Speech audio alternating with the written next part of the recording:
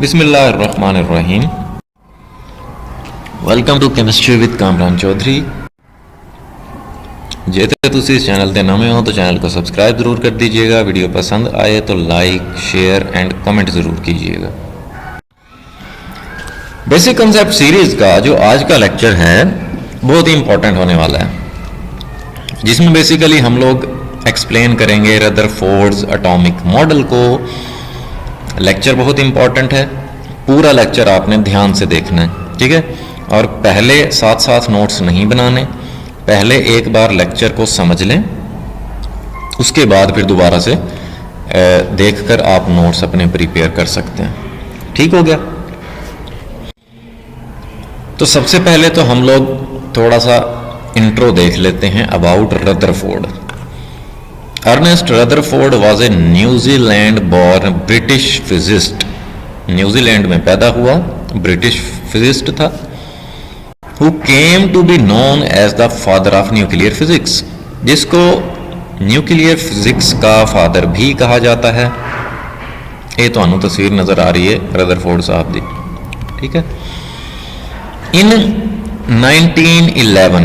1911 में Rutherford performed an experiment in order to know the arrangement of electrons and protons in atoms. 1911 में Rutherford ने एक experiment किया। किस लिए एक्सपेरिमेंट किया? इलेक्ट्रॉन्स और प्रोटॉन्स जो कि एटम के अंदर पाए जाते हैं, उनके अरेंजमेंट को चेक करने के लिए, उनकी अरेंजमेंट का पता लगाने के लिए, ठीक है। या इन शॉर्ट हम कह दें कि एटम का स्ट्रक्चर आइडेंटिफाई करने के लिए रदरफोर्ड ने एक एक्सपेरिमेंट परफॉर्म किया। ठीक हो गया जी। अब सबसे पहले हम लोग देख लेते हैं रदरफोर्ड्स एटॉमिक मॉडल की जो डायग्राम है, जो अरेंजमेंट है उसके एक्सपेरिमेंट की, ठीक है। यहाँ पे आपको ये डायग्राम नज़र आ रही है, जिसमें हम लोग डिटेल आहिस्ता आहिस्ता लेक्चर के साथ साथ समझेंगे, लेकिन यहाँ पे मैं आपको थोड़ा सा पहले ही बता देता हूँ।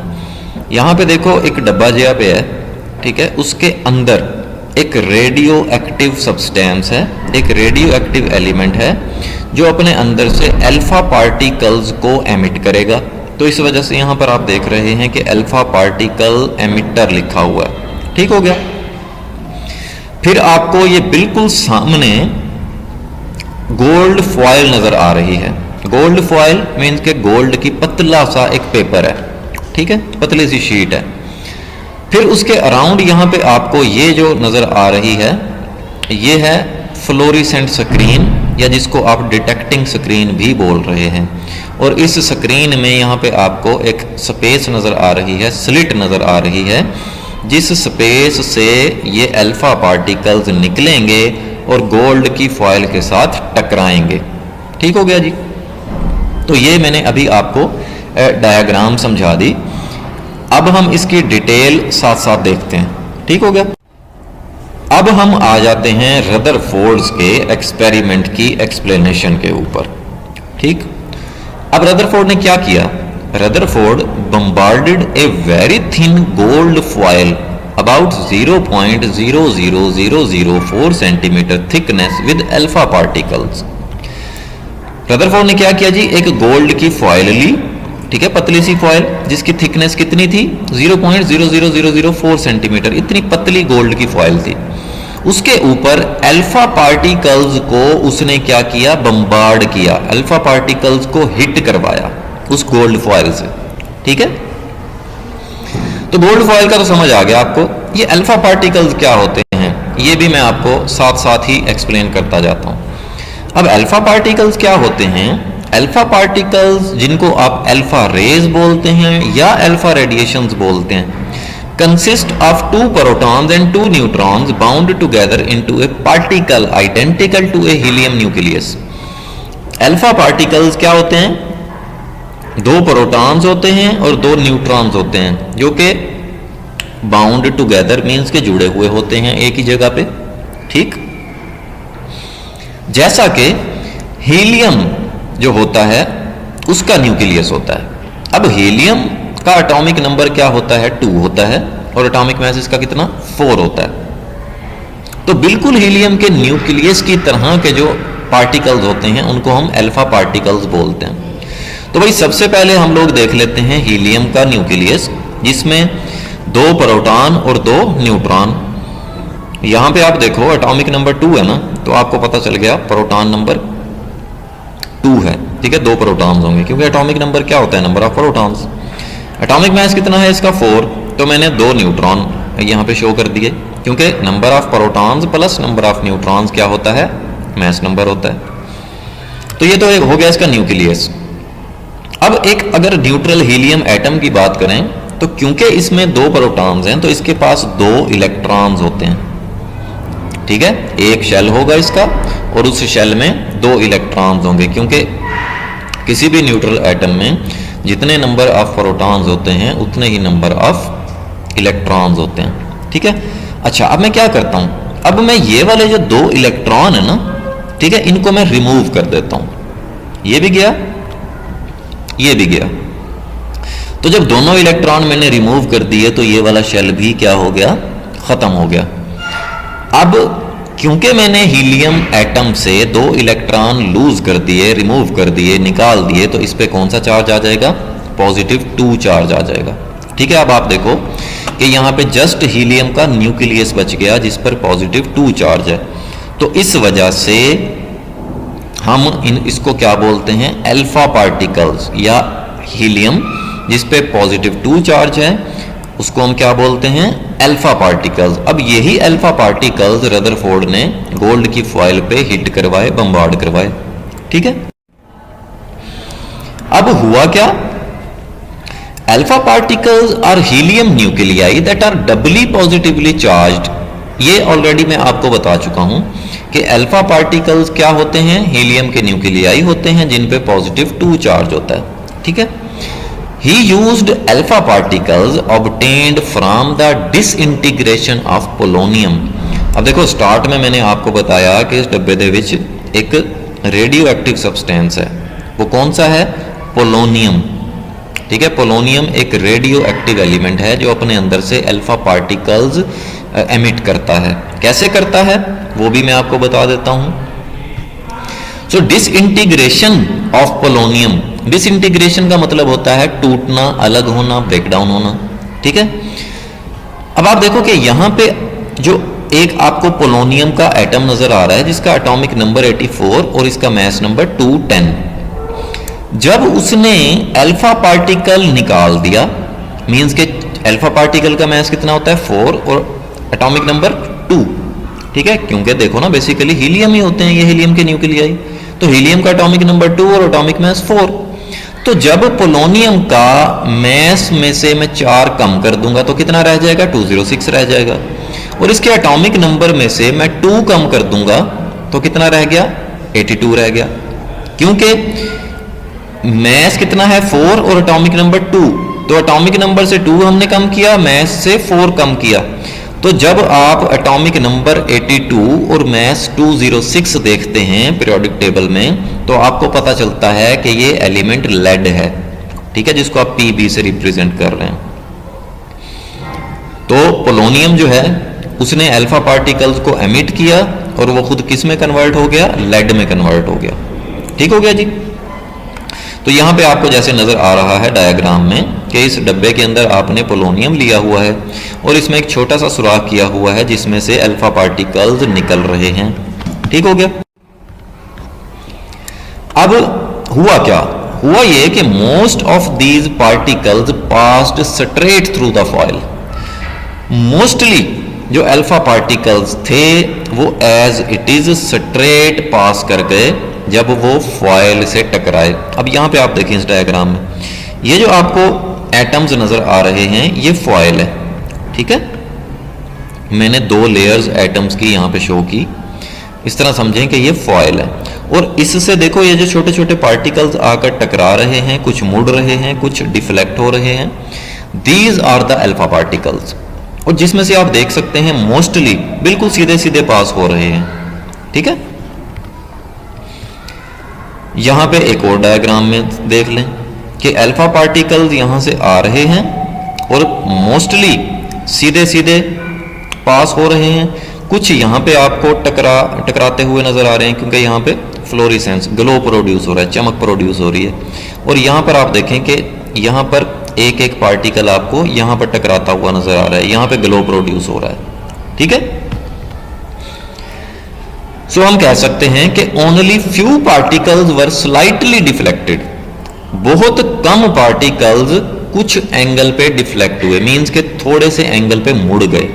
देखो मोस्टली पार्टिकल्स कैसे पास हो रहे हैं, बिल्कुल सीधे सीधे, और कुछ पार्टिकल्स थोड़े से मुड़ रहे हैं, जैसे यहाँ पे आपको नजर आ रहा है स्क्रीन पे, यहाँ पे ये ग्लोब नजर आ रहा है आपको। ठीक है, ये अल्फा पार्टिकल जब इस फ्लोरिसेंट स्क्रीन से टकरा रहे हैं तब आपको चमक नजर आ रही है, ग्लो नजर आ रहा है। ठीक है, तो इससे आपको बेसिकली ये अंदाजा हो रहा है कि ये अल्फा पार्टिकल्स कहां कहां पर टकरा रहे हैं। ठीक हो गया। फिर 1 in 1 million मीन्स के 10 लाख में से कोई एक particle was deflected through an angle greater than 90 degree from their straight path। 10 lakh alpha particle में से एक जो अल्फा पार्टिकल है वो 90 डिग्री से ज्यादा के एंगल पे क्या हो रहा है, डिफ्लेक्ट हो रहा है। जैसे यहां पे आप देखें, ठीक है, यहां पे आपको चमक नजर आ रही है, ग्लो नजर आ रहा है, तो ये वही पार्टिकल है जिसकी हम यहां पे बात कर रहे हैं कि कोई 10 लाख में से एक पार्टिकल 90 डिग्री से ग्रेटर एंगल पे डिफ्लेक्ट हो रहा है, मुड़ रहा है। ठीक है, अब Rutherford performed A series of experiments using thin foils of other elements. अब उसने गोल्ड की जगह पे दूसरे एलिमेंट्स की फॉइल को यूज किया। ठीक है, तब भी उसे सेम रिजल्ट मिले जो कि अभी हमने डिस्कस किए। ठीक है, फर्दर हम लोग डिस्कस करते हैं कि कंक्लूजन्स क्या निकले, नतीजे क्या निकले जब उसने बार बार एक्सपेरिमेंट किया डिफरेंट एलिमेंट्स की फॉइल्स को लेकर। ठीक हो गया। अब हम लोग रदरफोर्ड्स के एक्सपेरिमेंट के नतीजे देख लेते हैं कि उसने क्या कंक्लूड किया, कंक्लूजन्स क्या निकले। ठीक है, ये जो रदरफोर्ड ने एक्सपेरिमेंट परफॉर्म किया, तो सबसे पहला जो कंक्लूजन है वो क्या है कि since majority of the alpha particles passed through the foil undeflected, so most of the space occupied by an atom must be empty. अब यहां पे आप देखो कि ये अगर फॉइल्स के एटम्स हैं तो यहां पे आपको नजर आ रहा है कि ये वाला देखो पार्टिकल बिल्कुल सीधा सीधा पास हो गया, ये वाला पार्टिकल भी बिल्कुल सीधा सीधा पास हो गया। तो मोस्टली जो अल्फा पार्टिकल्स थे वो बिल्कुल सीधे सीधे पास हो गए। तो उससे क्या कंक्लूड हुआ, उससे ये कंक्लूजन निकाला गया कि भाई उनके रास्ते में उनको डिस्टर्ब करने वाली कोई चीज नहीं थी, वो सीधे सीधे पास हो गए। तो इट मीन्स कि एटम्स की ज्यादातर स्पेस एटम्स के अंदर वो खाली है। ठीक है, फिर नेक्स्ट कंक्लूजन क्या था जी कि the deflection of a few alpha particles through angles greater than 90 degree shows that these particles are deflected by electrostatic repulsion between the positively charged alpha particles and the positively charged part of the atom. अब आप देखो यहां पे आपको ये ऊपर से second वाला अगर आप अल्फा पार्टिकल को देखें, जब ये यहां पे ट्रेवल कर रहा है तो आपने देखा कि यहां पे ये एटम के सेंट्रल पार्ट जिसको आप न्यूक्लियस बोलते हो उससे रिपेल बैक हो गया। ठीक है, मींस के उससे ये दूर हो गया और ग्रेटर देन 90 डिग्री के एंगल पे डिफ्लेक्ट हो गया, मुड़ गया। ठीक है, अब ये हुआ किस वजह से, अब देखें इसमें आपको अब कोई डाउट नहीं है कि अल्फा जो पार्टिकल्स हैं उन पे पॉजिटिव चार्ज है। ठीक है, और अब आपको इस लेवल पे आके ये भी डाउट नहीं होगा कि जो एटम का न्यूक्लियस होता है उस पे भी तो पॉजिटिव चार्ज होता है। किस वजह से, क्योंकि न्यूक्लियस में प्रोटॉन्स पाए जाते हैं और न्यूट्रॉन्स पाए जाते हैं। न्यूट्रॉन पे तो कोई चार्ज नहीं होता, प्रोटॉन पे पॉजिटिव चार्ज होता है, जिसकी वजह से आप कहते हो कि एटम के न्यूक्लियस पे पॉजिटिव चार्ज होता है। ठीक है, फिर आपको पता होना चाहिए कि जो सेम चार्जेस होते हैं वो एक दूसरे को रिपेल करते हैं।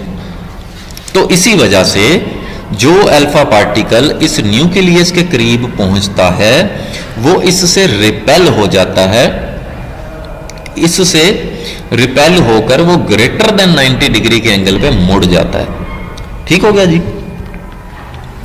यहां पर आप देखो कि ये अल्फा पार्टिकल आया, ये एटम का न्यूक्लियस है जिस पे पॉजिटिव चार्ज है, तो ये क्या हो जाएगा, बाउंस बैक हो जाएगा, रिपेल हो जाएगा। ठीक है। और यहां पे जो आपको देखो ये थोड़ी थोड़ी सी डिफ्लेक्शन नजर आ रही है ना, ये भी सिर्फ और सिर्फ इसी वजह से कि ये अल्फा पार्टिकल न्यूक्लियस के करीब से गुजरे तो थोड़े से मुड़ गए। किस वजह से, न्यूक्लियस की रिपल्जन की वजह से। ठीक हो गया। नेक्स्ट कंक्लूजन क्या था जी, कि massive alpha particles are not deflected by electrons. अब देखो, अब ये जो एटम के अराउंड जो स्पेस है इनमें इलेक्ट्रॉन पाए जाते हैं ना, आप यही कहते हो ना कि न्यूक्लियस के अराउंड इलेक्ट्रॉन रिवॉल्व कर रहे होते हैं। तो भाई न्यूक्लियस के जो ज्यादा करीब से अल्फा पार्टिकल नहीं गुजरे वो तो स्ट्रेट अवे सीधे सीधे पास हो गए, लेकिन उस स्पेस में इलेक्ट्रॉन तो अवेलेबल थे ना। ठीक है। तो इलेक्ट्रॉन क्या करता है, अल्फा पार्टिकल को अट्रैक्ट करेगा, क्योंकि इलेक्ट्रॉन पे नेगेटिव चार्ज, अल्फा पार्टिकल पे पॉजिटिव चार्ज। लेकिन अल्फा पार्टिकल की मूवमेंट को इलेक्ट्रॉन डिस्टर्ब नहीं करता। किस वजह से, क्योंकि अल्फा पार्टिकल बहुत हैवी होते हैं एज कंपेयर टू इलेक्ट्रॉन। ठीक है। तो उनको कोई फर्क नहीं पड़ता कि उनके अराउंड छोटे छोटे से नेगेटिवली चार्ज्ड पार्टिकल्स मौजूद हैं। ठीक है। बस वो सीधे सीधे पास हो जाते हैं फिर। ठीक हो गया जी। तो ये तो था जी रदरफोर्ड्स एटॉमिक मॉडल, और उसके हमने एक्सपेरिमेंट के कंक्लूजन्स देखे कि हमें क्या पता चला। होपफुली लेक्चर आपको बहुत अच्छे तरीके से समझ आ गया होगा। फिर भी अगर आपका कोई क्वेश्चन है तो आप कमेंट सेक्शन में मुझसे पूछ सकते हैं। वीडियो पसंद आई है तो चैनल को सब्सक्राइब जरूर कर दीजिएगा, वीडियो को लाइक एंड शेयर जरूर कर दिया करें अपने फ्रेंड्स सर्कल में। Thank you very much for watching this video.